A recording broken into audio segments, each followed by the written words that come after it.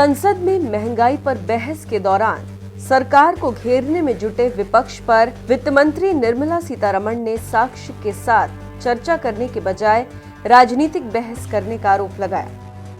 पूरे विश्वास के साथ कहा कि भारत में हालात बेहतर हैं और अमेरिका जैसी मंदी आने का कोई सवाल ही नहीं है।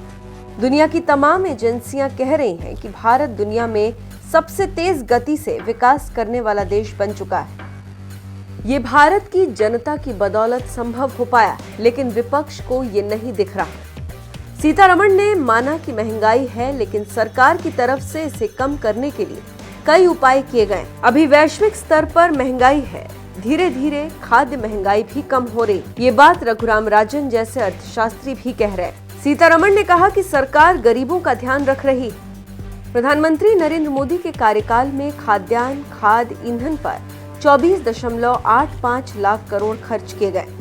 यूपीए के 10 साल में इनसे जुड़ी सब्सिडी पर सिर्फ 13.9 लाख करोड़ रुपए खर्च किए गए थे। वित्त मंत्री ने यह भी कहा कि अमेरिका में लगातार 2/3 में विकास दर में नकारात्मक बढ़ोतरी हो रही। चीन में 4000 बैंक दिवालिया होने के कगार पर। बांग्लादेश इंटरनेशनल मौद्रिक कोष से 4.5 अरब डॉलर की मांग कर रहा है। पाकिस्तान 7 अरब डॉलर की मांग कर रहा है।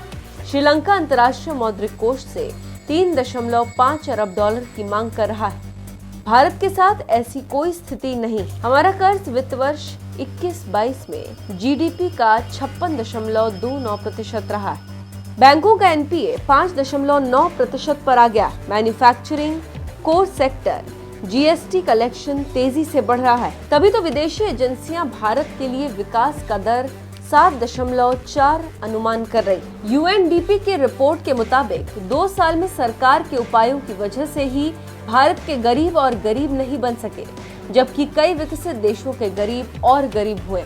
सांसद कनिमोझी के सवालों के जवाब में वित्त मंत्री ने कहा, केंद्र की तरफ से पेट्रोल और डीजल पर 2 बार उत्पाद शुल्क घटाया गया, पर तमिलनाडु सरकार ने वैट नहीं घटाया। विपक्ष के सवालों का वित्त मंत्री ने जवाब दिया। सवाल, पिछले 14 महीनों के दौरान देश में महंगाई दर दहाई अंक में रही, जो 30 साल में सबसे ज्यादा। वित्त मंत्री का जवाब, यूपीए सरकार में 9 महीने महंगाई दर दहाई अंक में और 22 महीने में महंगाई दर 9% रही। अभी ये 7% है। सवाल, अनाज, खाद्य तेलों और अन्य आवश्यक वस्तुओं की बढ़ती कीमतों से जनता त्राही त्राही कर रही। वित्त मंत्री का जवाब, पाम ऑयल, सूरजमुखी और सोया जैसे खाद्य तेल से लेकर मसूर दाल पर आयात शुल्क घटाकर इसे कम करने का प्रयास किया जा रहा। सवाल, सरकार की गलत आर्थिक नीतियों की वजह से अर्थव्यवस्था के 5 मूल तत्व बजट, निवेश, उत्पादन, खपत और रोजगार चरमरा गए। उत्तर, वैश्विक एजेंसियों के अनुसार कोरोना महामारी, रूस यूक्रेन युद्ध जैसी प्रतिकूल परिस्थितियों के बावजूद भारत दुनिया में सबसे तेज गति से विकास करने वाला देश। सवाल, नोटबंदी ने एमएसएमई सेक्टर को ध्वस्त कर दिया है, रही सही कसर जीएसटी ने पूरी कर दी। वित्त मंत्री का जवाब, छोटे उद्यमियों को राहत देने के लिए कई औद्योगिक आइटम के आयात पर आयात शुल्क कम कर दिया गया। सवाल, सरकार द्वारा शमशान घाट पर 18% जीएसटी लगाना बहुत दुखद।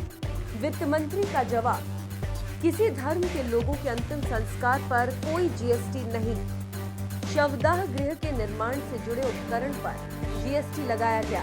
सवाल, सरकार ने आटा, दही, पनीर, पेंसिल और शार्पनर पर जीएसटी लगाया। गृहिणियों के साथ बच्चों को भी नहीं छोड़ा। वित्त मंत्री का उत्तर, विपक्ष शासित राज्यों के वित्त मंत्रियों की सहमति से जीएसटी लगाया गया। पंजाब, तमिलनाडु, आंध्र प्रदेश, तेलंगाना समेत कई राज्यों में पहले भी अनाज, पनीर, दही पर 5% वैट लगता था।